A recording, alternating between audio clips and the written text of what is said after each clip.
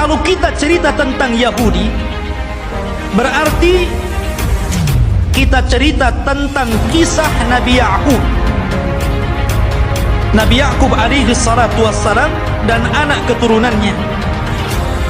Sedikit saya akan sebutkan tentang kisah Nabi Ya'qub dulu, biar antum lebih paham dari mana munculnya orang-orang Yahudi Bani Israel ini. Nabi Ibrahim alaihi salatu wassalam, ikhwan, itu memiliki 2 istri dan 1 budak. Ibrahim itu memiliki 2 istri dan 1 budak. Walaupun yang kita kenal hanya memiliki 1 namanya Sarah dan memiliki budak namanya Hajar. Dia memiliki istri lain dan punya anak ya. Tetapi yang masyhur adalah dari Siti Sarah. Lahirlah seorang yang kemudian menjadi nabi penerus Ibrahim, namanya Ishak. Nabi Ishak. Dari Ishak inilah kemudian lahir namanya Ya'qub. Ya'qub ini banyak saudaranya, dan selalu ada konflik antara Ya'qub dan saudara-saudara Ya'qub yang lainnya.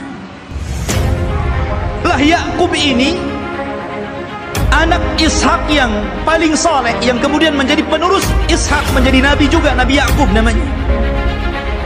Sehingga dia terkadang di malam hari selalu menyendiri, selalu pergi di malam hari. Dalam bahasa Arab, pergi di malam hari itu namanya Isra.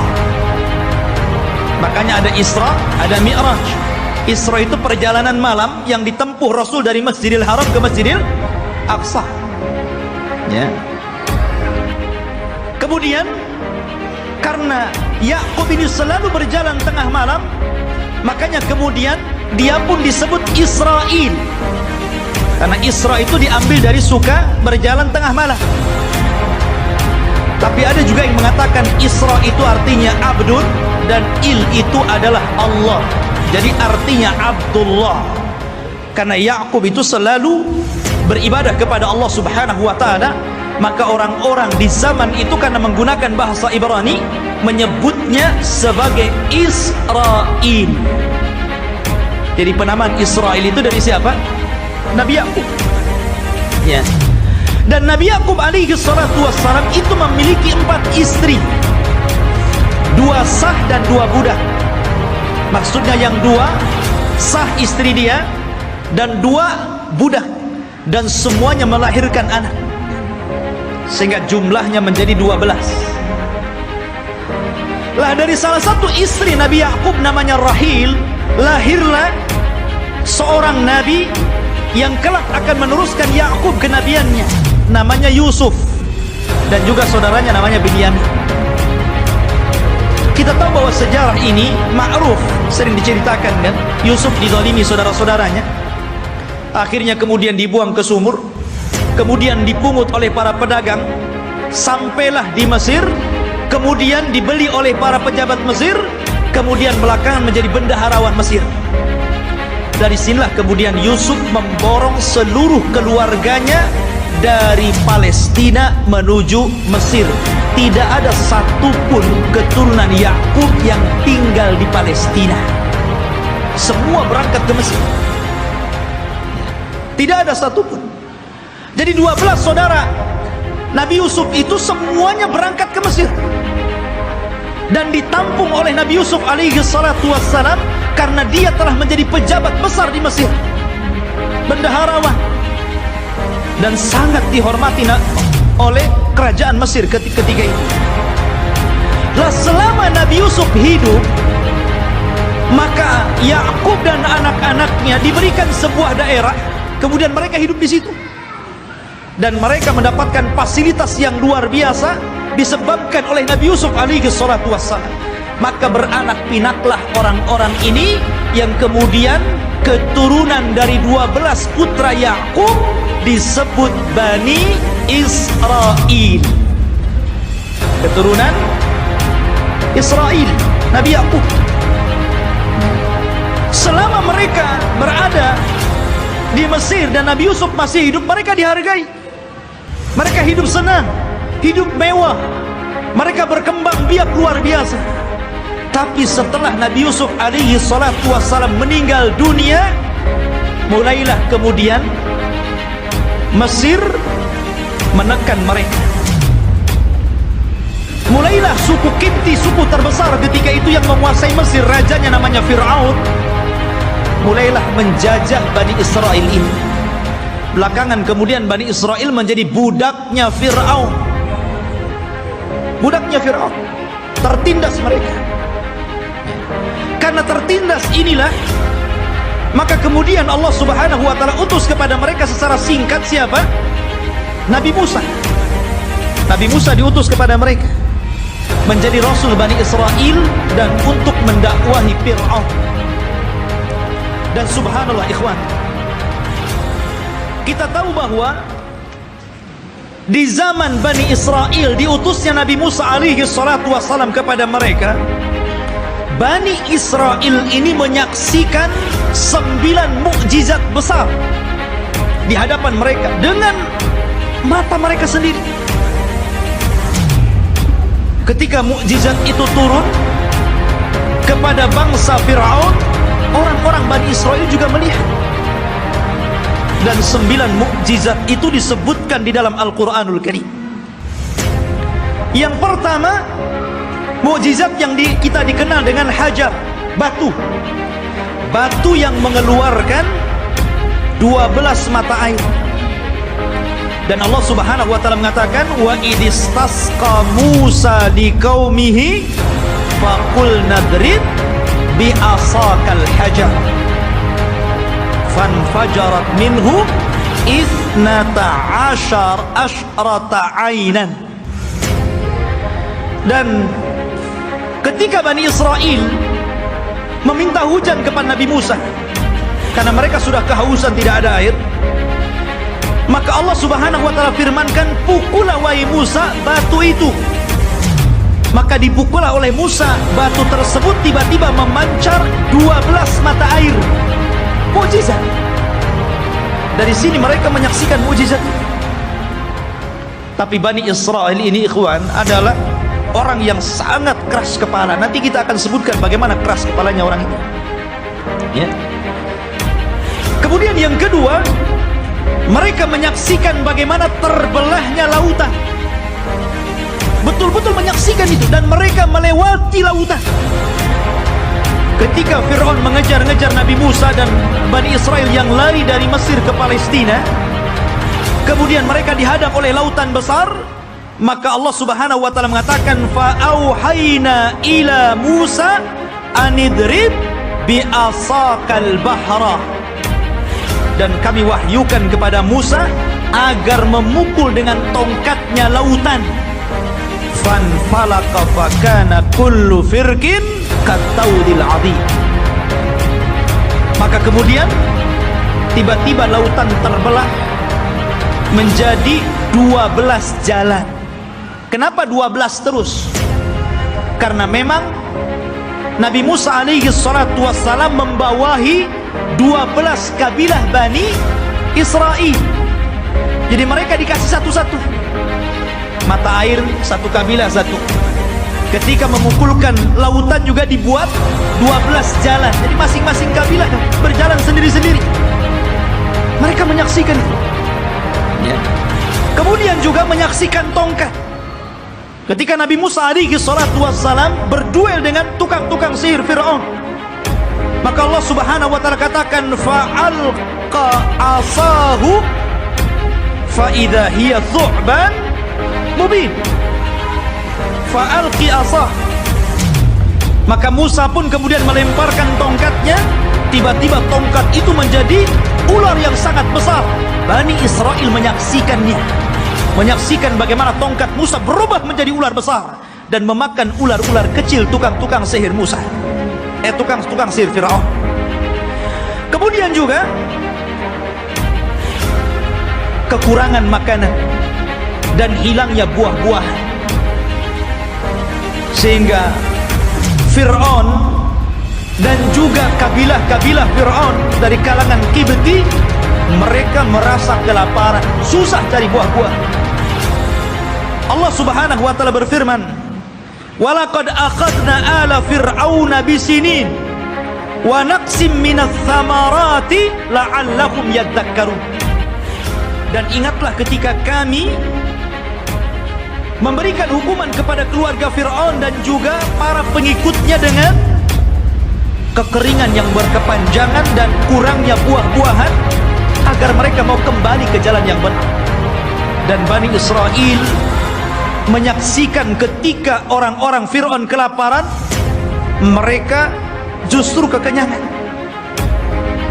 Ini mukjizat. Ya. Kemudian juga tufan, angin yang sangat besar, yang kemudian banyak membunuh, menghancurkan tembok-tembok dan juga rumah-rumah. Allah katakan fa arsalna alaihim tufan. Allah kirim kepada mereka tufan, angin yang sangat besar. Kemudian juga al-jarad, di mana-mana belalang. Belalang di mana-mana, ikhwan. Di rumah-rumah, di dapur-dapur, bahkan di tempat tidur, belalang di mana-mana. Kemudian juga kumal kutu dan juga dafadi', katak dan kodok, di mana-mana ada kodok. Kemudian juga darah, di mana seluruh air bersih menjadi merah dan berdarah. Dan ini disaksikan Bani Israel dan juga orang-orang Fir'aun. Kemudian juga bagaimana tangan Nabi Musa yang bercahaya, dan banyak lagi mukjizat yang diberikan kepada Musa. Tapi sekali lagi saya katakan, ikhwan, bagaimana degilnya Bani Israel. Allah sudah tampakkan banyak mukjizat kepada mereka, tapi mereka kufur kepada Allah Azza wa Jalla. Kita perhatikan ketika Nabi Musa alaihi salatu wassalam berhasil menyeberangkan Bani Israel sehingga mereka mampu melewati lautan, dan Allah tenggelamkan Fir'aun di Laut Merah. Mulailah kemudian ketika mereka melewati satu kabilah, dan kabilah itu menyembah berhala, tiba-tiba satu di antara mereka datang kepada Musa dan mengatakan, ij'al lana ilahan kama lahum alihah.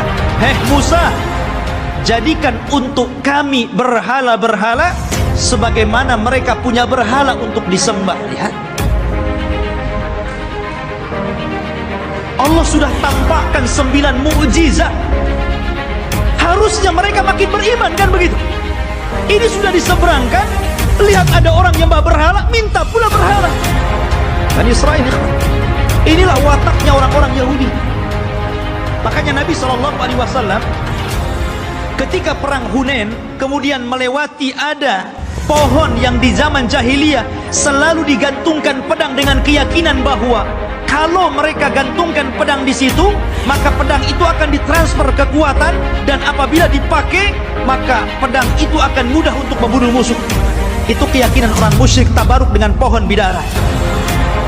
Maka sahabat mengatakan, ya Rasulullah, jadikan jugalah pohon sama seperti pohonnya orang-orang musyrik, biar sebelum perang kita gantungkan juga pedang kita di situ. Oh, Rasul marah. Allahu Akbar, kata Rasul.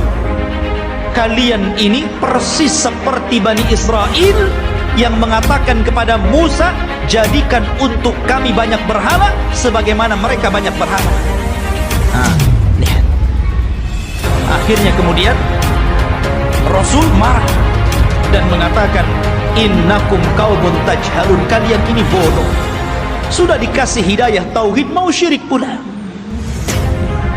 Tidak cukup ikhwatu fiddin, selama perjalanan Nabi Musa alaihi salatu wassalam hijrah menuju Palestina, ketika itu ikhwatu fiddin, Nabi Musa alaihi salatu wassalam diperintahkan Allah subhanahu wa ta'ala selama 40 malam untuk datang ke Bukit Saina yang disebutkan dalam Al-Quran itu Tur. Namanya ada Suratul Tur. Di situ ada bukit namanya Bukit Saina, Bukit Tur, Tur Sina. Ya. Maka Nabi Musa meninggalkan Bani Israel dan menyerahkan kepada saudaranya Harun. Jadi Harun itu sebagai wakil Musa supaya menjaga akidah Bani Israel, karena dia akan diturunkan kitab termulia pertama yang Allah turunkan, namanya Taurat. Nabi Musa berangkat menuju Tur, kemudian Allah turunkan Taurat, dan Allah catat Taurat dengan tangannya. Satu-satunya kitab yang dicatat oleh Allah langsung adalah Taurat. Maka Musa pun kemudian membawa Taurat itu pulang. Sesampainya di Bani Israel, marah Musa. Kenapa? Rupanya Bani Israel yang dulunya menyembah Allah, tiba-tiba mereka berubah menjadi penyembah patung sapi, namanya Samiri. Bayangkan, ditinggal 40 hari bisa kufur, padahal mereka sudah melihat 9 mukjizat besar. Bani Israel ya, mereka sudah melihat 9 mukjizat, hanya ditinggal 40 hari oleh Nabi Musa bisa kafir, menyembah Samiri, patung sapi. Maka kemudian Nabi Musa marah kepada siapa? Kepada Harun. Sampai disebutkan di dalam Al-Quran, Nabi Musa marah, kemudian mengambil rambutnya Harun dan memegang janggutnya seperti ini, kemudian tarik ke depan. Kalau antum nggak ada janggutnya susah lah. Pegang kepala, pegang janggut, kemudian ditarik sama Musa. Maka Nabi Harun mengatakan, ya bena la ta'khud bilihyati wa bira'si. Wahai anak saudara kandung, jangan kau ambil kepala dan janggutku. Kemudian, innal qauma istad'afuni wa kanu yaqtulunani. Sesungguhnya Bani Israel itu tidak menganggap aku, bahkan mereka mau membunuhku. Sudah meremehkan Nabi Harun, mereka pula akan membunuh Nabi Harun. Jadi kalau Nabi Harun menghalang-halangi mereka menyembah Samiri, maka Harun akan dibunuhnya. Kata Harun, bisa apa aku? Maka kemudian Nabi Musa alaihi salatu wassalam diturunkan oleh Allah Azza wa Jal satu syariat agar mereka bertobat. Bagaimana cara bertobatnya?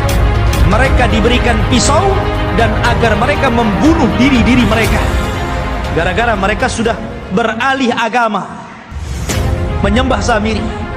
Dan Allah Subhanahu wa taala katakan, wa idz qala Musa liqaumihi ya qaumi innakum zalamtum anfusakum bittikhadikumul ijla fatubu ila bari'ikum faqtulu anfusakum. Dan ketika Musa berkata kepada kaumnya, hei kaumku, kenapa kalian mendolimi diri kalian? Kenapa kalian berubah keyakinan kalian? Kalian sembah Samiri, patung sapi itu. Maka bertobatlah kalian kepada Allah dengan cara bunuhlah diri-diri kalian. Lihat, tobatnya zaman dulu ngeri, Pak. Ya, ini tobatnya zaman dulu. Kalau orang sekarang enak tobatnya kan? Orang muslim kemudian murtad, tinggal balik lagi syahadat. Orang dulu nggak kayak gitu ya. Kalau murtad ambil pisau bunuh. Untung antum jadi umatnya Rasul. Ini umatnya Nabi Musa berat. Tobatnya megang pisau dibunuh sendiri. Maka Nabi Musa mengatakan, taatilah hukum Allah ini, isma'u wa ati'u, dengarkan dan taati. Tiba-tiba mereka mengatakan, sami'na wa asayna. Ya, kami dengar, tapi kami bermaksiat. Gak mau. Makanya Nabi SAW pernah marah kepada para sahabatnya gara-gara ketika Allah Subhanahu wa taala turunkan ayat di akhir surah Al-Baqarah,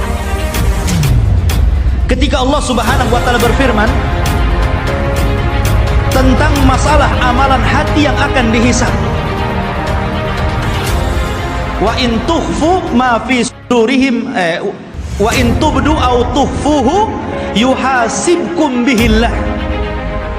Apapun yang kalian tampakkan dari amalan kalian, apapun yang kalian sembunyikan dari amalan kalian, maka Allah akan menghisab kalian. Sahabat mendengar ayat ini berat. Kalau yang tampak bolehlah, kalau yang enggak tampak macam mana pula dihisab? Karena setiap orang itu tidak lepas daripada hati yang terkadang punya keinginan untuk berbuat jahat walaupun tidak sampai. Semua orang kan seperti itu. Tidak mungkin hati itu bersih terus kan mau melakukan kebaikan.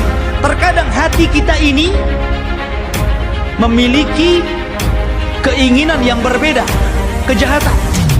Kalau yang tersembunyi akan dihisab berat bagi kami, wahai Rasul. Maka Nabi SAW marah dan mengatakan, ataquluna kama qalat ahlul kitabaini qalu sami'na qulu sami'na wa ata'na. Maka mereka mengatakan sami'na wa asaina. Apakah kalian akan mengatakan seperti perkataan ahli kitab yang disuruh oleh nabinya sami'na wa ata'na, malah mengatakan sami'na wa asaina? Katakan sami'na wa ata'na. Maka sahabat pun kemudian akhirnya mengatakan sami'na wa ata'na. Dari situlah kemudian mereka mendapatkan keringanan. Maka turunlah ayat la yukallifullahu nafsan illa wus'aha. Allah tidak akan membebankan kecuali yang kalian mampu melakukannya. Turun keringanan setelah mengatakan sami'na wa ata'na. Lah orang-orang Bani Israel ini bukannya sami'na wa ata'na, tapi sami'na wa asaina. Marah Nabi Musa karena mereka tidak mau bertobat dengan cara membunuh diri-diri mereka. Akhirnya Nabi Musa alaihi salatu wassalam berdoa kepada Allah agar bukit Tur itu diangkat, ya. Kemudian berada di atas kepala mereka. Mau tobat atau mau dibanting di bukit Tur. Bukit Tur diangkat dan mereka ada di bawahnya. Dan Allah katakan, wa idna taqnal jabala fawqahum ka'annahu dhullatun wa dhannu annahu waqi'un bihim khudhu ma atainakum biquwwah wadhkuru ma fihi la'allakum tattaqun. Allah gambarkan itu. Dan ketika kami angkat gunung Tur itu, kemudian seolah-olah gunung itu akan menimpa mereka.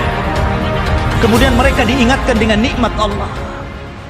Diingatkan bagaimana mereka dulu diperbudak oleh Fir'aun, kemudian diselamatkan oleh Musa, kemudian diberikan nikmat yang banyak. Kalian masih kufur?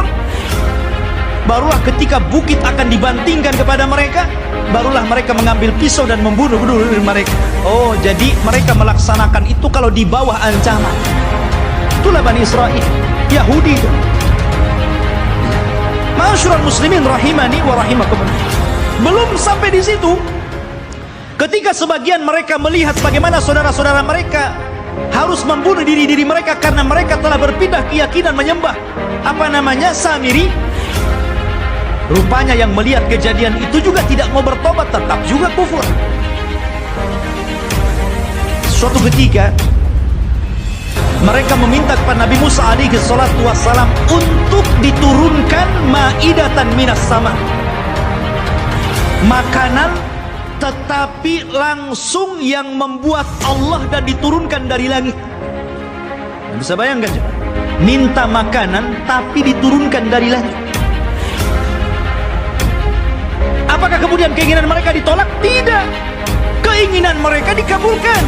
Subhanallah. Akhirnya diturunkan makanan namanya manna wassalwa.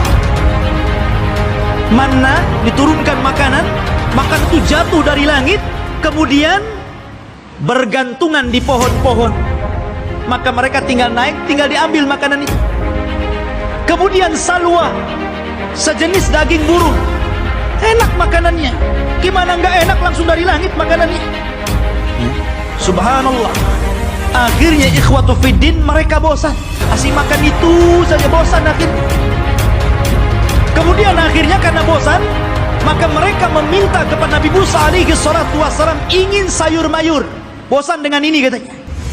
Saya ingin sayuran, ada bawang merah, ada bawang putih, Bayangkan. Ya. Sehingga mereka mengatakan wa id qultum ya Musa lan nasbiru ala ta'amin wahid. Dan ketika kalian berkata kepada Nabi Musa, "Hei Musa, kami tidak sabar dengan satu makanan ini saja. Saya minta makanan yang lain." Ya. Akhirnya mereka meminta kepada Nabi Musa itu sayur mayur, mimbakliha wa qithaiha wa fumiha wa adasiha wa basaliha.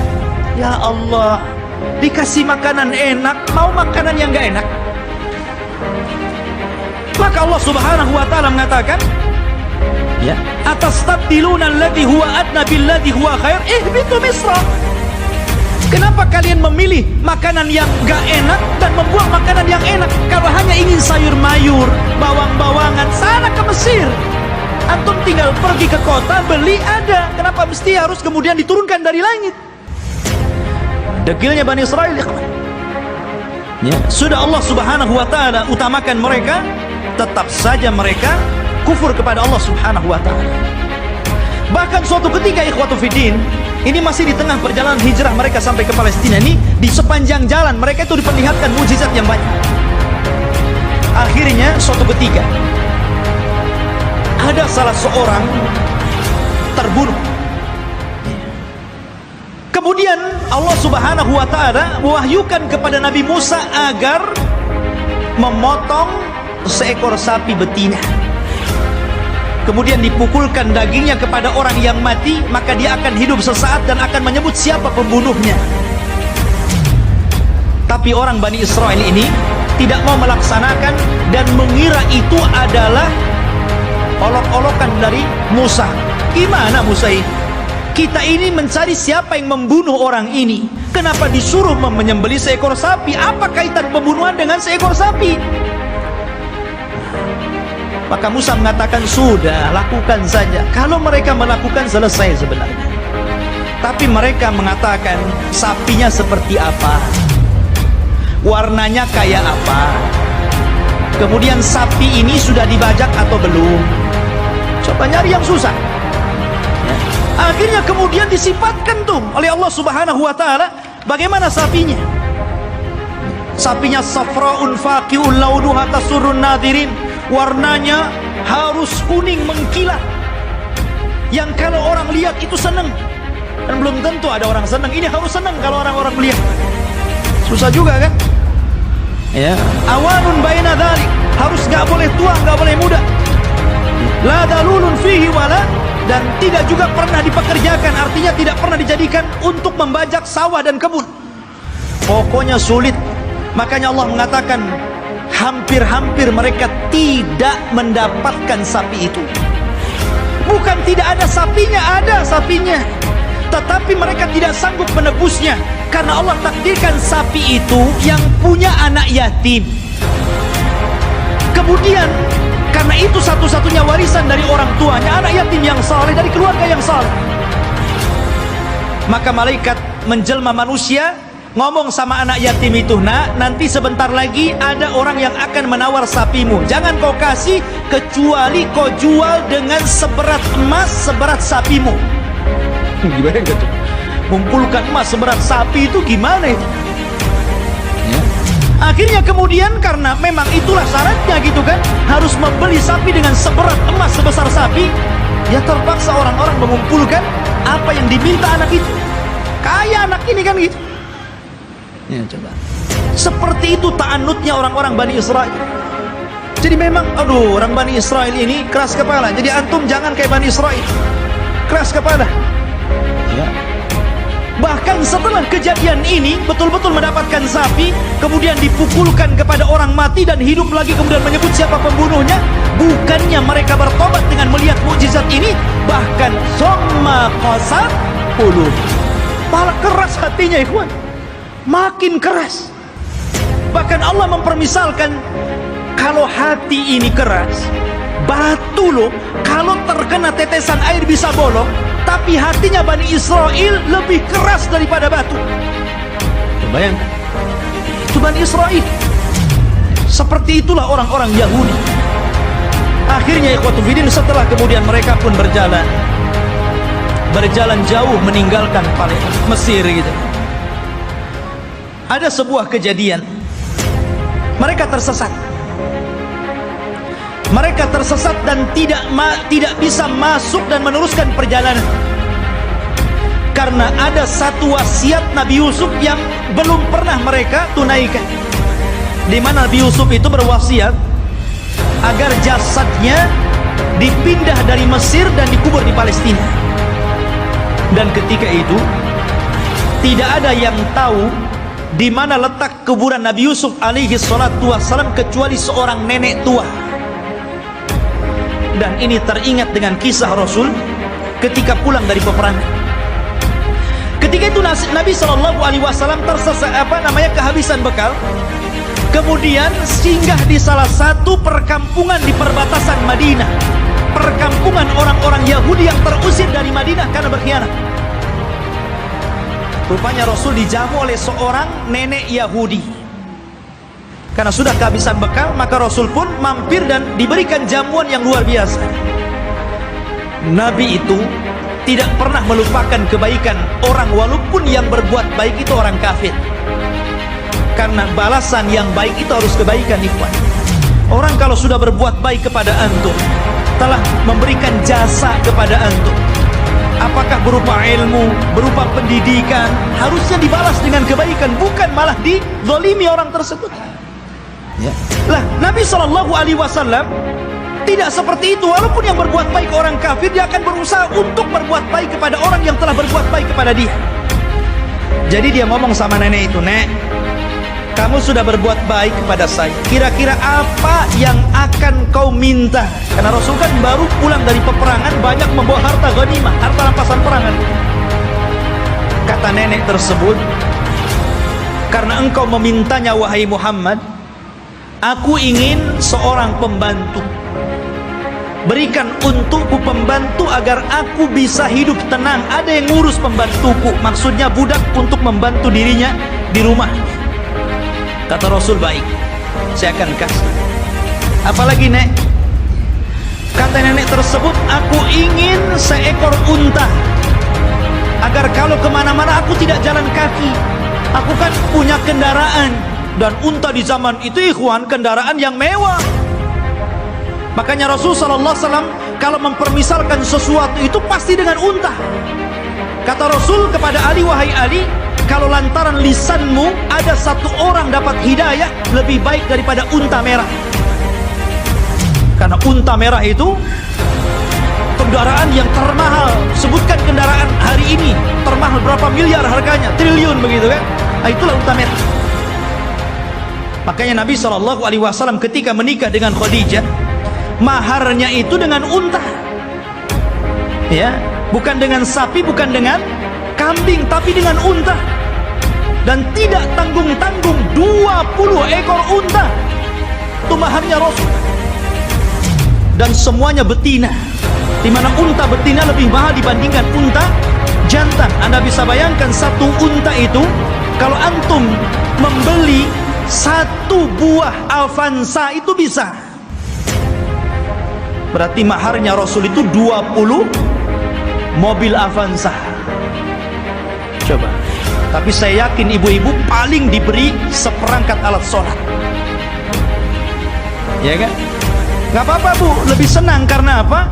Kalau ada masalah dengan suaminya, kemudian terpaksa harus menggugat cerai, kan mudah mengembalikan maharnya kan? Seperangkat alat sholat saja, ambil. Seperangkat alat sholat saja. Tapi kalau antum kasih 2 Avanza saja, bingung tuh istri antum mau gugat cerai itu. Ini dikembalikan nih 2 Avanza, dari mana saya akan beli kan gitu kan? Pikir dia. Ya. Nabi SAW nih memuliakan perempuan dengan unta. Maka nenek ini mengatakan, "Aku minta unta." Ya. Kata Rasul, "Mau apa lagi?" Dia mengatakan, "Berikan kepadaku kalban yahrusu ghanami." Aku pengen anjing, supaya anjing ini bisa menjaga kambing-kambingku. Kemudian minta apa lagi? Disebutkan satu-satu, nggak berhenti-berhenti nenek ini. Ya Allah, coba yang anak datang ke rumah antum, kemudian antum kasih makan, kasih minum, oke lah, kenyang, dijamu luar biasa gitu kan. Selepas itu antum ngomong, "Ya, sebagai balasan tolong Ustadz kasih saya Avanza, ya, kasih saya pembantu, kasih saya mesin cuci kan." Apa kan begitu? Masa Seperti itu gitu balasannya, mahal sekali. Maka Nabi mengingatkan kepada nenek itu, "Heh nenek, ya, apakah engkau lemah untuk menjadi seorang nenek di zaman Bani Israel?" Sahabat heran, apa maksudnya? Rasul, apa maksudnya nenek di zaman Bani Israel itu? Kita masuk dalam cerita ini. Jadi ketika Nabi Musa mencari kuburan Nabi Yusuf, tidak ada yang tahu kecuali seorang nenek di zaman Bani Israel. Dia yang tahu di mana letak kuburannya. Maka Musa mengatakan, "Wahai nenek, tunjukkan kepadaku di mana kuburan Nabi Yusuf. Kami akan bawa jasadnya dan kami kubur di Palestina." Kata nenek tersebut, "Tunggu dulu, semua ada bayarannya." Nggak main tunjuk-tunjuk saja, ada bayarannya. Kata Nabi Musa, "Apa bayarannya? Sebutkan." Maka nenek ini mengatakan, "Ya Musa, inni uridul jannah wa inni uridu ma'aka fil jannah." Wahai Musa, aku ingin sorga dan aku ingin bersama kamu di sorga. Subhanallah. Dia tidak ingin dunia. Tapi tentu ini lebih parah dibandingkan nenek di zaman Rasul, kan gitu. Di zaman Rasul dunia pengen unta kasih untai, ini minta sorga lebih tinggi lagi. Masa hanya menunjukkan kuburan Nabi Yusuf minta sorga? Ya Musa diam sajalah. Dia tidak punya sorga, apa yang mau dibuat? Akhirnya Musa diam sampai Allah mengutus Jibril, kemudian mengatakan, "Ya Musa, Allah mengabulkan permintaan nenek itu." Baru Musa bersuara, "Ya, kalau begitu engkau akan jadi kawanku di sorga. Sekarang cepat tunjukkan di mana kuburannya." Ya, akhirnya ditunjukkan kuburannya, dibawalah Nabi Yusuf, jasadnya sampai akhirnya dikuburkan di Palestina. Ya kan? Ma'asyiral muslimin rahimani wa rahimakumullah. Kemudian ketika Nabi Musa alaihi salatu wassalam sudah dekat ke Baitul Maqdis, maksudnya ke daerah Palestina, sudah mendekati daerah Palestina ini, berada di tengah padang pasir. Karena saya katakan antara Mesir dan Palestina ini terpisah dengan padang pasir yang luas sekali. Jadi Musa ini tersesat akhirnya. Tapi kemudian Nabi Musa mendapatkan jalan setelah membawa jasadnya Nabi Yusuf dan hampir mendekati Palestina. Lah di Palestina itu, di negeri Arya, kan saya katakan dari awal sebelumnya sudah ada manusia di situ. Dari Kanaaniyun, Yaguthiyun, Amuriyun, sudah ada orang-orang di situ. Sudah menguasai Palestina, sehingga Musa tidak mungkin membawa Bani Israel begitu saja, harus berperang dulu dengan penduduk asli di situ. Ya. Maka kemudian Nabi Musa alaihi salatu wassalam meminta kepada Bani Israel untuk siap-siap perang. Kita akan rebut Baitul Maqdis. Siap-siap kalian. Kita akan menyerbu mereka. Maka mereka mengatakan, setelah Nabi Musa menyebutkan, "Wa idh qala Musa liqaumihi ya qaumi dzkuru ni'matallah 'alaikum ij'ala fikum anbiya wa ja'alakum mulukan wa atakum ma lam yu'ta ahadan minal alamin." Ketika Musa berkata, "Hei kaumku, ingatlah nikmat Allah bagaimana dahulu kalian menjadi budak di Mesir, kemudian diutus kepada kalian nabi, kemudian dijadikan kepada mereka raja yang memimpin kalian." Disebutkan nikmat yang banyak. Kemudian Musa mengatakan, "Ya qaumi dkhulul ardal muqaddasata allati kataballahu lakum wala tartaddu ala adbarikum fatanqalibu khasirin." Di hadapan kalian ada negeri yang disucikan. Masuklah kalian ke negeri itu, karena negeri itu telah ditulis oleh Allah Subhanahu wa taala untuk kalian. Jangan mundur sedikit pun. Kalau kalian mundur, kalian akan menjadi orang yang rugi. Kita akan perang. Tapi mereka mengatakan apa? Qalu ya Musa, inna fiha qauman jabbari. Nabi Musa, kamu kan tahu negeri itu banyak jabbarin, banyak para pemimpin hebat, banyak para pemimpin bengis. Inna lanadkhulaha, kami tidak akan masuk hatta yakhruju minha, sampai orang-orang itu keluar. Fa in kharaju minha fa inna dakhilun, kalau mereka sudah keluar dari negeri itu, kami yang masuk. Oh, lihat. Kata Nabi Musa alaihi salatu wassalam, ada dua orang laki-laki yang diberikan nikmat oleh Allah azza wa jalla. Qala rajulan minal ladzina yakhafuna an'amallahu alaihim, dari orang-orang yang takut kepada Allah, Allah berikan nikmat kecerdasan kepada dua orang itu dan mengatakan udkhulu alaihimul bab fa idza dakhaltumuhu fa innakum ghalibun wa 'alallahi fatawakkalu in kuntum mu'minin. Sudah, kalian siap-siap saja, kita akan masuk ke negeri itu, kalian pasti menang, dan tambatkan hati kalian kepada Allah subhanahu wa ta'ala. Tapi mereka mengatakan, qalu ya Musa inna lan nadkhulaha abadan. Nabi Musa, kami tidak akan masuk selama-lamanya, madamu fiha, kalau orang-orang itu masih di situ. Idhab anta wa rabbuka faqatila innaha huna qaidin. Sudah, kamu saja berdua dengan Harun masuk, kalian berperang bersama Rob kalian, kami duduk-duduk saja di sini dulu. Coba bayangkan, ini Bani Israel, orang Yahudi, nyuruh Nabi Musa berdua berperang, mereka duduk-duduk nunggu menang baru masuk. Makanya perbedaan sahabat Rasul dengan perbedaan sahabat Nabi Musa alaihi salatu wassalam tidak demikian. Mereka mengatakan kami berperang bersama Rasul. Ketika perang Ahzab dan dimenangkan kaum muslimin, darah para sahabat belum kering, masih bercucuran, belum lagi beristirahat. Tiba-tiba Nabi SAW diwahyukan malaikat Jibril dan mengatakan, hei Muhammad, katakan kepada pasukanmu, para sahabatmu, berangkat ke Bani Quraidah, kepung mereka, serbu mereka, karena mereka sudah berkhianat. Sahabat belum istirahat, baru menang di perang Ahzab, darah mereka masih bercucuran. Tiba-tiba Rasul mengumpulkan pasukan dan mengatakan, idhabu ila Bani Quraidah fala tusalliyanna ahadukumul asra illa fi Bani Quraidah. Kata Rasul, berangkat kalian semua, serbu Bani Quraidah, jangan sholat asar di jalan sampai kalian tiba di Bani Quraidah, serbu mereka. Tapi sahabat mengatakan sami'na wa ata', berangkat mereka. Makanya Allah subhanahu wa ta'ala katakan lilladzina stajabu lillahi walir rasul min ba'di ma asabahumul qarah lilladzina ahsanu minhum wattaqau ajrun adzim.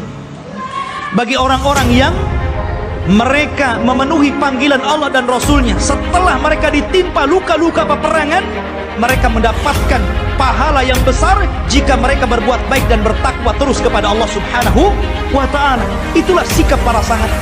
Berbeda dengan sahabatnya Nabi Musa, justru mengatakan, engkau saja dengan Harun berperang bersama Tuhanmu, kami duduk-duduk di sini. Lihat bagaimana kurang ajarnya Bani Israel kepada Nabi Musa alaihi salatu wassalam.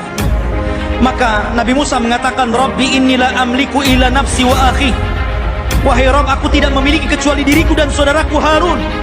Fafruq bainana wa baina qaumil fasikin. Pisahkan kami dengan orang-orang yang fasik. Maka dengan sebab itu ikhwan, karena mereka sudah menentang Nabi Musa, maka mereka pun dibuat oleh Allah tidak tahu kemana harus berangkat. Jadi negeri itu tiba-tiba oleh Allah subhanahu wa ta'ala dikepung kabut, sehingga mereka tidak tahu jalan keluar harus kemana ya.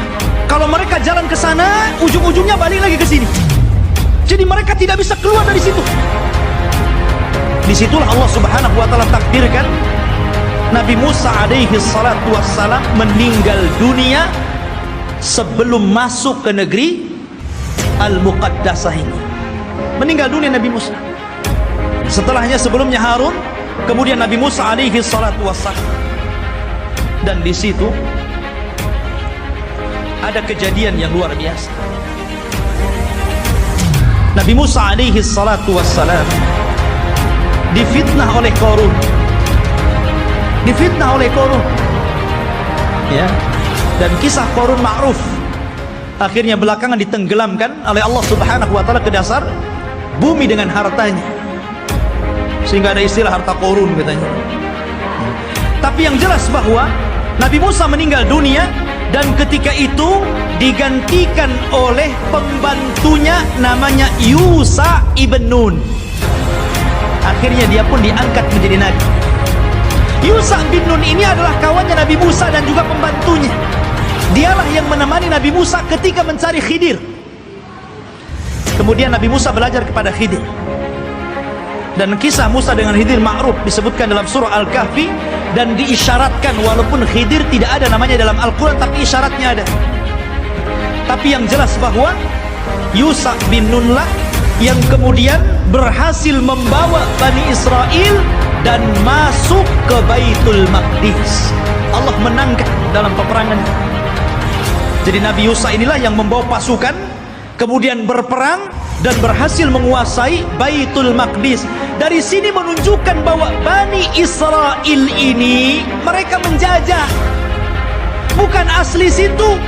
Mereka datang dari Mesir dengan Nabi Musa, kemudian Nabi Musa meninggal, diganti oleh Yusha bin Nun, kemudian merebut Palestina dan mereka menjadi tinggal di situ.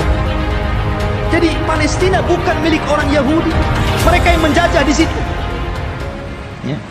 Barulah kemudian Yusha bin Nun masuk ke Masjid Al-Aqsa yang sekarang disebut dengan Baitul Maqdis, sekarang Masjid Al-Aqsa. Disitulah Allah Subhanahu wa Ta'ala memerintahkan kepada Yusha ibn Nun, karena ketika itu ikhwan, peperangan ini sangat sengit. Kebetulan perang itu terjadi di hari Jumat dan tidak boleh berperang di hari Sabtu, karena orang Yahudi sangat mengistimewakan hari Sabtu. Alasannya apa? Karena hari Sabtu itu hari cutinya Allah. Kenapa Allah cuti? Karena Allah lelah. Setelah menciptakan langit dan bumi, diawali hari Ahad dan diakhiri hari Jumat. Allah lelah, maka Allah beristirahat. Maka hari Sabtu hari istirahatnya Allah setelah Allah menciptakan langit dan bumi selama 6 hari. Jadi mereka mengatakan ini hari cuti Allah. Kalau Allah saja cuti, kita juga cuti katanya. Jangan berperang. Ya. Tapi Allah kemudian bantah, wa ma massana min lughub. Kami tidak disentuh dengan keletihan, kata Allah. Enak saja kami istirahat. Ya. Maka kemudian ikhwatu fillah, karena perang ini terus berkecambung, hampir matahari tenggelam dan masuk ke hari Sabtu. Ini kalau matahari tenggelam masuk ke hari Sabtu kan nggak boleh perang tuh. Akhirnya Yusha bin Nun memperlihatkan mukjizatnya. Dia nunjuk kepada matahari, innaki ma'murah wa ana ma'mur. Kamu diperintah Allah, saya juga diperintah Allah. Jangan bergerak dulu sampai perang ini menang. Oh, berhenti matahari. Ya. Matahari diam, betul-betul sampai menang perang itu. Matahari gak bergerak. Itu mukjizatnya Yusha bin Nun, menghentikan matahari sampai menang perang, betul-betul menang. Akhirnya setelah menang baru matahari berjalan dan masuk ke hari Sabtu. Setelah menang inilah maka Allah perintahkan masuk ke Baitul Maqdis sajidan dengan penuh tawadu, dengan penuh merendahkan diri, menundukkan kepala. Kata Allah Subhanahu wa Ta'ala mengatakan, masuklah kalian dengan sujud. Maksud sujud itu maksudnya dengan ruku, karena sujud nggak mungkin bisa jalan orang sujud. Ya, dengan menundukkan kepala. Tapi Bani Israel ini degil. Ya. Disuruh maju masuk ke Baitul Maqdis nundukkan kepala, malah berbalik, malah kemudian berjalan lewat punggung, membelakangi Baitul Maqdis sampai mundur gitu. Disuruh maju nundukin pandangan, malah berbalik, malah mundur. Bani Israel sudah dikasih mukjizat, ditampakkan matahari, masih juga menentang Yusha ibn Nun.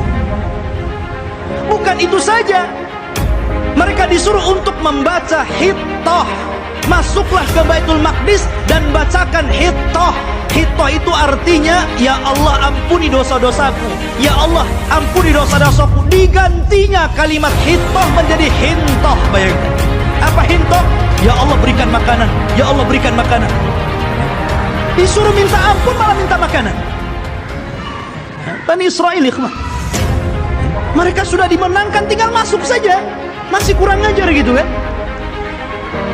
Ma'asyiral muslimin rahimani wa rahimakumullah, akhirnya mereka pun tinggal di Baitul Maqdis.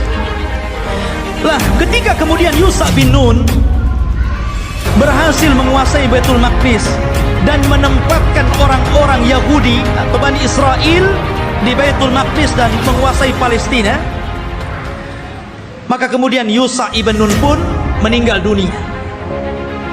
Ketika Yusha ibn Nun meninggal dunia, maka di sini ikhwatu fiddin yang dimuliakan Allah Azza wa Jalla, ketika itu Bani Israel memiliki beberapa hukum. Pertama, mereka dipimpin oleh para nabi. Jadi ketika Yusha bin Nun meninggal, ada nabi. Kemudian nabi ini meninggal, muncul lagi nabi. Nabi ini meninggal, muncul lagi nabi. Bahkan ada satu tempat itu nabinya 3, rasulnya 3. Diutus banyak para nabi, ribuan para nabi diutus. Ketika itu yang memimpin para nabi. Akhirnya Bani Israel bosan asik nabi terus yang mimpin. Kami mau raja, nggak mau nabi. Nah, bayangkan, nolak nabi, mau raja. Nah, ketika itu nabi yang terakhir yang diutus kepada mereka sebelum mereka menjadikan sistem kerajaan adalah Nabi Samuel. Dan Nabi Samuel ini pernah didapati kuburannya di zaman Umar bin Khattab ketika menyerbu Persia. Ketika Umar ibn Khattab berhasil menguasai Persia dan merebut Baitul Maqdis di tangannya, ketika itu dia menjajah satu kota. Rupanya di kota itu ada kuburan Nabi Samuel dan diagungkan penduduknya. Maka Umar ingin mencegah kesyirikan. Tengah malam digalinya kuburan Samuel, kemudian dipindah ke tempat lain, dijadikan 9 kuburan palsu, yang 1 asli, yang 8 palsu. Orang nggak tahu mana Samuel 1. Jadi bingung tuh. Yang tadinya suka minta-minta ke kuburan, bingung. Ini ada 9 kuburan, yang mana 1 yang Samuel ini? Coba kalau kuburan wali kayak gitu ya, bingung orang. Dikubur tuh. Dikubur tempat lain, malam-malam dibuat kuburan palsu banyak-banyak. Di zaman Umar bin Khattab. Makanya Umar itu orang yang paling keras dalam penyimpangan tauhid. Ketika ada orang yang kemudian mulai sholat di satu pohon yang dulu Rasul pernah berbaiat, namanya Baiatur Ridwan, karena sudah mulai digunakan sholat, meminta-minta, ditebang pohon itu sama Umar. Nggak boleh ada orang kesini lagi, walaupun Rasul pernah berbaiat di sini. Harusnya antum begitu. Kalau ada pohon beringin, orang minta-minta di situ, ambil singso, tebas tuh beringinnya. Tapi baca Bismillah dulu ya. Nanti antum kesurupan pula diberingin. Khotubidin yang dimuliakan Allah Azza wa Jalla.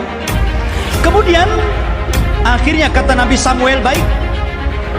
Karena ketika itu ikhwatufidin yang dimuliakan Allah Azza wa Jalla, karena terjadi perang saudara, maka muncullah di luar dari Bani Israel ada satu kelompok besar namanya Jalut. Jalut ini orangnya besar-besar raksasa, ya, dan punya pasukan besar. Dialah yang kemudian mengambil tabut. Tabut itu isinya apa? Isinya pusaka-pusaka Nabi Musa. Di situ ada Taurat, di situ ada tongkatnya Nabi Musa, di situ ada pakaiannya Nabi Harun dan Musa. Pokoknya peninggalan Musa dan Harun dijadikan satu tempat, kemudian di kotak disebut tabut namanya. Tabut itu dicuri oleh Jalut dan pasukannya. Maka Bani Israel tidak bisa apa-apa melawan Jalut. Akhirnya kemudian minta kepada Nabi Samuel untuk dikirim kepada mereka seorang raja yang akan memimpin jihad melawan Jalut. Maka Nabi Samuel kemudian atas perintah wahyu dari Allah, maka ditunjuklah Talut sebagai raja pertama Bani Israel. Talut ini orang miskin, tukang ngasih minum keledai, pengembala, ya kan? Kata Bani Israel, masa si Talut jadi raja? Siapa si Talut itu kan gitu? Nggak punya nasab, orang miskin, nggak punya harta, nggak mau. Ya, kami mau raja itu yang wah, yang gagah, yang kaya, yang punya harta. Si Talut pula jadi raja, nggak mau. Akhirnya kemudian Allah Subhanahu wa Ta'ala tunjukkan kehebatan Talut ini. Diutusnya malaikat, kemudian malaikat ini mengambil tabut yang ada di Jalut, kemudian diserahkan kepada Talut, menunjukkan bahwa sekarang Talut sudah punya tabut. Kalian gak percaya juga dengan Talut? Dari situlah sebagian mereka mulai mau mengikuti Talut, dan sebagian yang lainnya mau menolaknya. Maka Talut mengatakan, kita akan berangkat jihad, persiapkan kalian. Tapi Allah akan menguji kalian. Kalau nanti kalian melewati sungai, jangan banyak minum di situ. Kalau mau minum, bolehlah satu kepal, gurfatan wahid. Ya satu dayung saja, nggak boleh banyak-banyak. Kalau banyak-banyak kalian akan kalah. Berangkatlah pasukan Talut menuju pasukan Jalut. Ya kan? Rupanya betul di tengah mereka ada sungai, karena mereka sudah kelelahan, kehausan, ada sungai. Wah, nggak peduli dengan Talut, minum banyak-banyak orang. Dari berapa ribu gitu kan, hanya tinggal separuhnya yang masih nurut dengan Talut. Akhirnya yang ini pulang, melihat pasukan Jalut gede-gede, nggak berani pulang. Ya, yang sedikit inilah kemudian mikir nih, ini tentara banyak, besar-besar, gimana cara melawan mereka? Akhirnya mereka nggak berani bergerak untuk melawan Jalut. Maka kemudian Nabi Musa, Nabi Raja Talut mengatakan, siapa yang akan berperang dan berhasil membunuh Jalut, maka aku kawinkan dia dengan putriku. Rupanya satu pun nggak bergerak. Ngapain dikawinkan kalau harus mati gitu? Iya kan? Nggak mau bergerak juga. Akhirnya ada anak muda namanya Daud. Dia berani tuh Daud tuh, yang kemudian belakangan menjadi nabi dan raja, Nabi Daud dan Raja Daud. Dia yang berani. Kemudian dia lempar tombaknya, kena Jalut, mati di tangan dia. Zaman dulu kalau sudah pemimpinnya mati, kalah orang itu. Ya, meninggal di tangan Daud. Maka akhirnya Daud pun dinikahkan dengan putrinya Talut. Dan Talut mengatakan, kalau dia meninggal, maka orang ini yang akan menggantikan aku menjadi raja. Talut punya anak, tapi karena dia sudah berjanji, siapa yang membunuh Jalut, dia akan dinikahkan dengan putriku dan akan menjadi penggantiku. Maka setelah Talut meninggal dunia, mau tidak mau Daud diangkat jadi raja. Tapi anaknya Talut yang lain gak setuju. Ya kan? Harusnya anaknya yang jadi raja, kenapa Daud menantunya kan itu? Disitulah kemudian pecah Bani Israel menjadi dua kerajaan. Kerajaan anak-anaknya Talut dan kerajaan Daud. Dari sini ikhwatu fiddin mulai terjadi goncang. Tapi Nabi Daud ini ikhwan adalah orang yang cerdas. Karena Allah berikan mukjizat, tangannya itu bisa melembutkan besi. Jadi kalau besi itu nggak perlu dilas, dipotong-potong aja sama dia kan begitu. Wa alanna lahul hadid. Dia bisa melembutkan besi, bukan sulap ikhwan. Itu mukjizat. Kalau enggak gini aja dia. Ya, mukjizatnya Nabi Daud. Dia punya kekuatan. Akhirnya dia pun melawan anak-anaknya Talut yang lain dan mempersatukan kembali Bani Israel. Setelah dia meninggal, maka puncak kekuasaan Bani Israel ada di tangan putranya Daud, Nabi Sulaiman. Di sebelah puncak kekuasaan Bani Israel, puncak kekuasaan Yahudi. Ya. Dan hanya ada 4 raja yang pernah menguasai sebagian besar dunia. Yang 2 mukmin dan 2 kafir. Yang pertama mukmin, namanya Dzulqarnain, sebutkan dalam surah Al-Kahfi. Yang kedua Sulaiman, ini keduanya mukmin. Dan keduanya kafir. Yang pertama Namrud di zaman Nabi Ibrahim. Kemudian Bukhtun Nasr, nanti ada kisahnya akan nyusul. Ya. Jadi Sulaiman ini Allah Subhanahu wa taala berikan kekuasaan yang tidak diberikan kepada orang sebelum dan setelahnya. dia bisa menundukkan awan, dia bisa menundukkan jin, dia bisa menundukkan burung-burung, dia bisa menundukkan tumbuh-tumbuhan. Masya Allah, ini raja alam nyata dan gaib ini, Nabi Sulaiman ini. Ya, jadi jin tunduk sama dia. Bahkan yang membangun bangunan-bangunan itu jin. Jin itu yang bekerja kepada Sulaiman, membuat istana-istana. Makanya ketika Sulaiman meninggal dunia, jin itu kan tidak tahu yang gaib. Disangkanya Sulaiman masih hidup dan tidur di singgasana. Asik bekerja saja mereka kan. Baru setelah Sulaiman roboh dari singgasananya, kata jin, oh kalau tahu Sulaiman sudah mati dari dulu, ngapain saya kerja, katanya. Nah, dari sini menunjukkan jin itu tidak tahu yang gaib. Kalau jin tidak tahu yang gaib, berarti dukun lebih tidak tahu yang gaib. Karena dukun itu gurunya jin. Mereka itu para pendusta, nggak usah dibenar.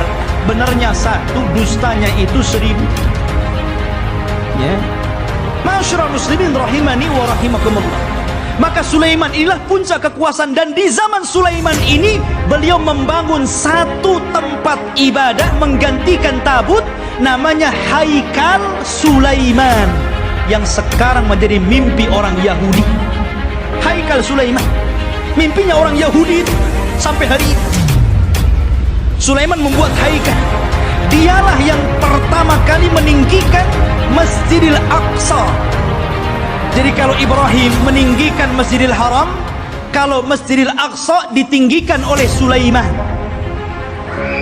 Dan ketika dia mendirikan Masjidil Aqsa, maka dia meminta kepada Allah 3.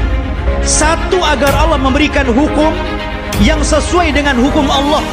Yang kedua, agar diberikan kekuasaan yang tidak pernah diberikan kepada siapapun setelahnya. Yang ketiga, agar siapapun orang yang masuk ke masjid ini dan tidak ada niat kecuali sholat, keluar, maka dia sudah hilang dosanya seperti anak yang baru dilahirkan dari perut ibunya. Kata Rasul, aku berkehendak bahwa yang ketiga itu aku, kata Rasul. Karena yang kedua sudah dikabulkan. Dan Rasul pernah sholat di Baitul Maqdis. Kata Rasul, aku berharap aku yang ketiganya.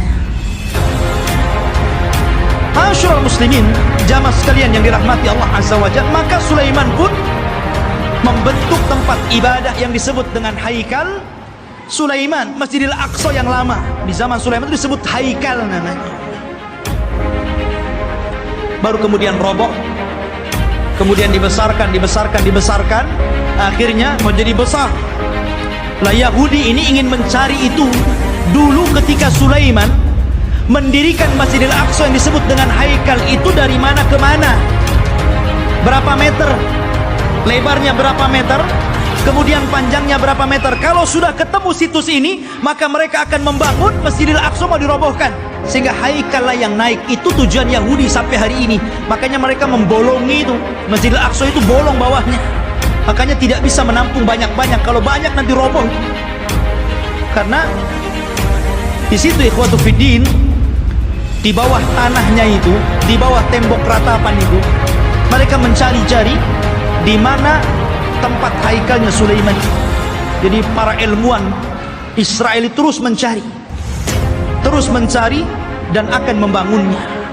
Dan mereka ingin mendirikan Israel Raya persis di atas Haikal Sulaiman. Makanya si Trump itu, Donald Trumpnya, mereka orang-orang Israel didukung oleh Amerika untuk menguasai Yerusalem, yang memang Masjidil Aqsa ada di situ, dan bercita-cita untuk membuat negara Israel Raya tepat di atasnya Haikal Sulaiman. Alhamdulillah, negara kita tegas menolaknya, dan negara-negara yang lain juga tegas. Bukan hanya orang Islam, di luar Islam pun sebagian mereka menolak.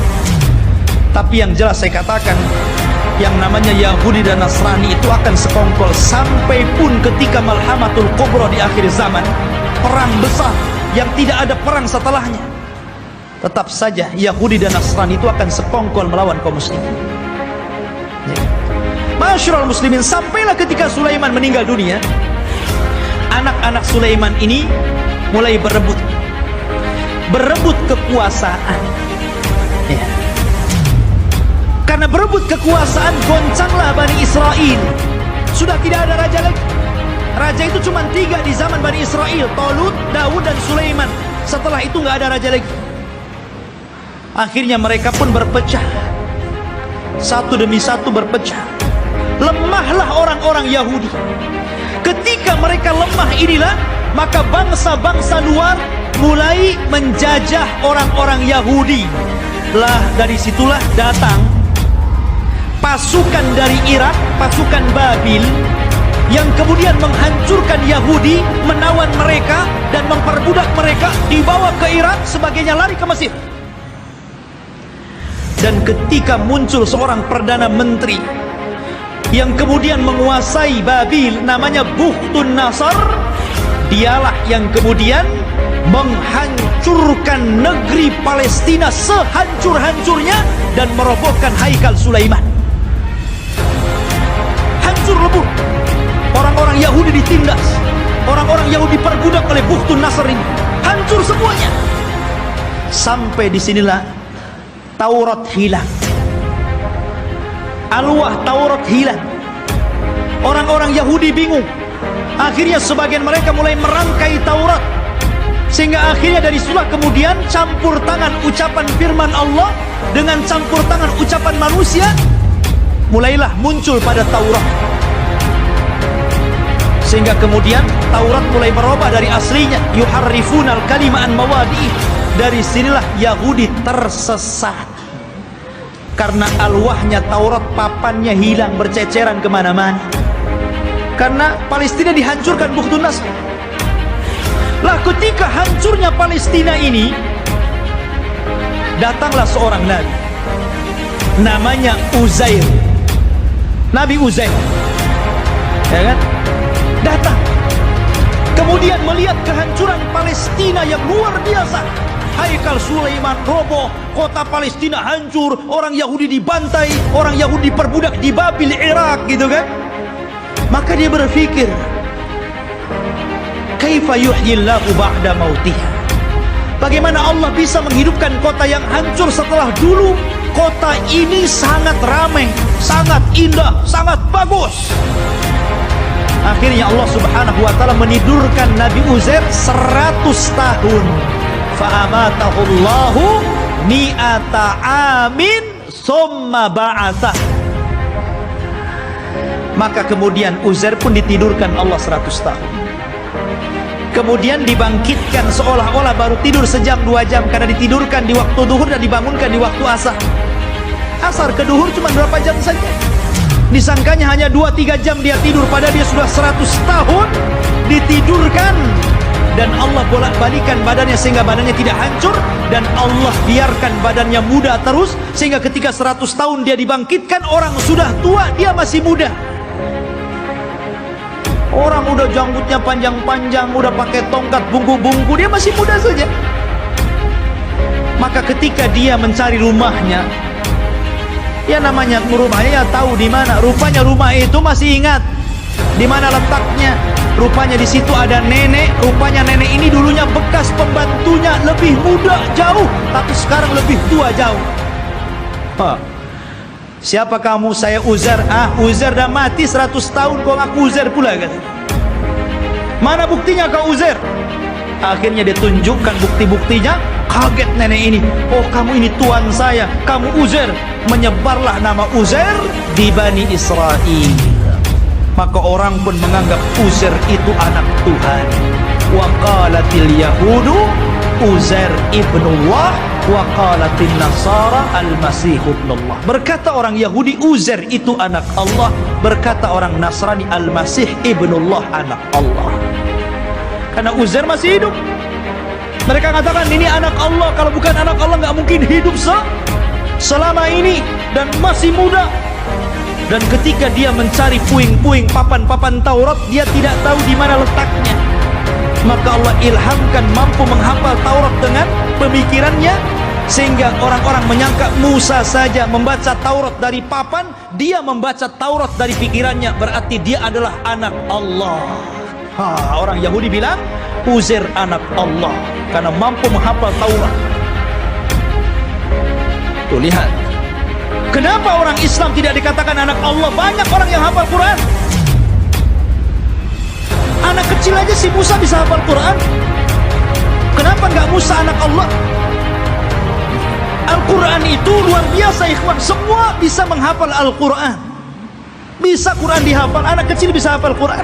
Tapi nggak ada sejarah orang hafal Taurat, nggak ada sejarah pastor hafal Injil, nggak ada. Tapi Taurat dan Injil tidak bisa dihafal, tapi Quran bisa dihafal. Ini mukjizat. Quran tuh bisa, walaqad yassarna Qur'ana lidzikr. Allah mudahkan Quran itu untuk diingat. Ma'asyiral muslimin rahimani wa rahimakumullah. Maka itu kisah Nabi Uzair. Akhirnya kemudian Yahudi pun ditindas. Maka setelah kemudian zaman Buktun Nasr berlalu, datanglah Persia menyerbu dan menang. Maka orang-orang Yahudi dikembalikan ke Palestina. Setelah itu datang Romawi dan memenangkan Persia. Akhirnya orang Yahudi diperbudak lagi. Sebagian mereka hijrah sampai ke Madinah. Inilah sejarah kenapa dahulu di zaman Rasul ada orang-orang Yahudi di Madinah. Karena ketika Romawi berhasil mengalahkan Persia, maka orang-orang Yahudi banyak yang diperbudak, sebagian mereka lari. Dan mereka punya ramalan bahwa kelak akan muncul seorang nabi di tanah yang banyak pohon kurma, yang kemudian belakangan disebut Yathrib dan belakangan lagi disebut Madinah Al-Munawwarah. Berangkatlah mereka ke Madinah, suaka besar-besar ya. Tapi kemudian setelah tahun 1700-an belakangan ke sini gitu kan, maka mulailah orang-orang menggagas untuk mengumpulkan orang Yahudi, kemudian mengumpulkan di Palestina. Kemudian pada tahun 1940-an gitu kan, barulah kemudian atas bantuan Inggris dan Amerika, akhirnya orang-orang Yahudi diresmikan untuk membuat negara sendiri yang sekarang disebut Israel. Israel, bukan Bani Israel. Karena kerajaan Israel ini ikhwan, itu berbeda dengan Yahudi. Itu dua pecahan yang berbeda ya. Yahudi ini keturunan Yahuda, kalau Israel berbeda. Karena Israel ini masih mengagungkan para nabi, tapi Yahudi itu membenci para nabi. Mereka lah yang membunuh Nabi Zakaria sehingga digergaji sampai mati. Dialah yang membunuh Nabi Yahya bin Zakaria, disembelihnya sampai mati. Dia pula mengklaim sudah membunuh Nabi Isa bin Maryam dan mengatakan anak zina dan dibunuhnya. Walaupun Al-Quran mengingkari terbunuhnya Isa dan mengatakan Isa tidak dibunuh, Isa disalib, Isa tidak disalib, dan Isa diserupakan bahkan dia diangkat ke langit. Tapi orang Yahudi mengklaim sudah membunuh Isa. Itulah kisahnya orang Yahudi. Jadi orang Yahudi yang sekarang ini hanya sandiwara orang-orang itu, orang-orang kafir, orang-orang Inggris dan Amerika saja. Mereka membuat cerita bahwa seolah-olah itu adalah tanah mereka. Demi Allah, sejengkal pun bukan tanah Yahudi. Bagaimana kemudian Donald Trump mengumumkan untuk memindahkan ibu kota Yerusalem sebagai ibu kota Israel dan akan mendirikan Israel Raya di atas Baitul Maqdis? Maka kita harus bangkit. Nggak bisa seperti itu. Satu jengkal pun mereka nggak punya tanah. Bagaimana mungkin kemudian mereka mengklaim ini tanah Yahudi? Dan di akhir zaman, yang mereka ramalkan memang akan menjadi kenyataan. Mereka meramalkan setelah Haikal Sulaiman terbangun, maka akan diutus kepada mereka Imam Mahdi yang ditunggu-tunggu, namanya Dajjal. Dajjal itulah Imam Mahdi yang ditunggu-tunggu mereka. Makanya kita lihat simbol Zionis, simbol mata. Karena Dajjal itu cuma satu matanya di sini. Makanya kemudian mereka menganggap bahwa itu Imam Mahdi mereka yang mereka tunggu. Makanya dalam Islam pun dibenarkan, karena kelak Dajjal itu akan diikuti 70.000 Yahudi Asfahan. Mereka akan mengikuti Dajjal. Tapi Dajjal tidak bisa diperangi oleh Imam Mahdi karena terlalu kuat, pengikutnya banyak. Makanya kemudian Imam Mahdi terkepung di sebuah bukit. Akhirnya mereka pun harus kemudian bersembunyi di bukit Tur, sampai Allah turunkan kepada mereka Isa bin Maryam, dan itu cita-citanya Nasrani. Jadi Nasrani ini mereka meyakini bahwa Isa akan turun. Isa yang mereka yakini sudah disalib dan sudah dibunuh, kemudian dihidupkan kembali setelah 30 hari, kemudian diangkat ke langit dan akan diturunkan di akhir zaman. Ini Nasrani ngakui. Dan Nasrani mengakui bahwa Isa ini kelak akan membunuh Dajjal dan akan memimpin dunia, dan dunia akan dikuasai Nasrani. Padahal Isa turun hanya tugasnya membunuh Dajjal, mematahkan salib, membunuh babi, dan menegakkan hukum sesuai dengan hukum Imam Mahdi yang notabene mengikuti ajaran Islam. Karena dia sholat di belakang Imam Mahdi. Isa turun di malam hari, di waktu subuh. Ketika itu orang-orang sudah putus asa melawan tentara Dajjal. Maka Isa mengatakan, aku berikan 3 pilihan kepada kalian, kepada tentaranya Imam Mahdi yang tinggal sedikit. Aku berdoa kepada Allah agar Allah kirimkan tentara lain bukan kalian, supaya mereka yang menghancurkan Dajjal, dan Dajjal akan meninggal. Yang kedua, atau aku berdoa kepada Allah untuk dikirim bencana besar, agar Dajjal terkena bencana dan pasukannya, sehingga kalian diselamatkan tanpa harus berperang. Atau yang terakhir, kita perang, saya pimpin kalian. Dan saya akan berdoa kepada Allah agar pasukan Dajjal tidak sanggup mengangkat senjata, kalian tinggal penggal lehernya, aku yang menghadapi Dajjal. Kata mereka yang ketiga enak nampaknya. Ya. Akhirnya mereka pilih yang ketiga. Berangkatlah setelah sholat subuh, mereka tinggal menggal kepala. Orang Yahudi, Nasrani, dan para pengikut Dajjal gak bisa apa-apa. Akhirnya mereka kalah, tunggang langgam, lari bersembunyi di batu. Batu bicara, hei ini Yahudi di belakang, bunuh dia. Lari di mana-mana, di setiap tempat dia sembunyi, makhluk Allah bicara di sini. Kecuali satu pohon yang tidak mau bicara, namanya pohon Gharqad. Hadis ini bocor kepada orang Yahudi, sehingga Yahudi nanam banyak-banyak pohon Gharqad di Israel. Tapi sayang kemarin kebakaran, nanam lagi dari awal. Masyarul muslimin rahimani wa rahimakumullah, Gharqad ini gak mau ngomong ya. Makanya orang Yahudi, Gharqad ini bukan cemara, memang bentuknya kayak cemara, tapi cemara bukan Gharqad ya. Nanti antum pula lihat cemara ditebangnya, ini pohonnya Yahudi, nanti Yahudi sembunyi di sini gitu. Bukan Gharqad lah, bukan cemara ya. Intinya ikhwatu fillah yang dimuliakan Allah Azza wa Jalla, maka Dajjal berhadapan dengan Nabi Isa, dan Isa pun berhasil membunuh dan membawa kepalanya. Kemudian diberitahu kepada orang-orang bahwa dia telah membunuh Dajjal.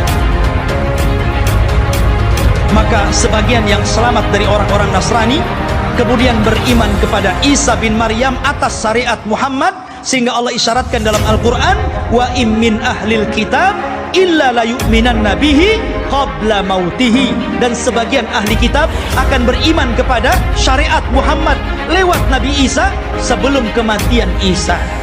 Isa pun hidup selama 40 tahun. Di selang hidupnya inilah muncul fitnah yang lebih besar dibandingkan fitnah Dajjal. Fitnah apa? Munculnya satu kabilah yang bernama Ya'juj dan Ma'juj dari keturunan Yafis ibnu alaihi salatu wassalam. Satu kaum yang tidak bisa diperangi, tidak bisa dibunuh. Pasukan mereka banyak, satu dari kita 999 dari mereka. Anda bisa bayangkan. Jadi kalau kita melawan mereka, jadi satu dari kita melawan 999 dari mereka. Bayangkan. Sehingga ketika Allah azab dengan mengutus ulat, dan mereka mati semua dengan ulat tersebut, bangkai mereka rata, sehingga setiap satu jengkal di tanah ada bangkai. Nabi Isa berdoa kepada Allah agar Allah bersihkan bangkai-bangkai mereka. Maka diutuslah burung pemangkai bangkai, tapi juga tidak habis semuanya. Maka Isa berdoa lagi agar diturunkan hujan dan banjir besar, akhirnya membawa jasad itu ke lautan dan menjadikan bumi kembali subur. Maka dari situlah mulailah berlangsung tanda-tanda alamat besar. Karena alamat besar itu kalau sudah datang, maka tasalsul akan terus berganti sampai kiamat dibangkitkan.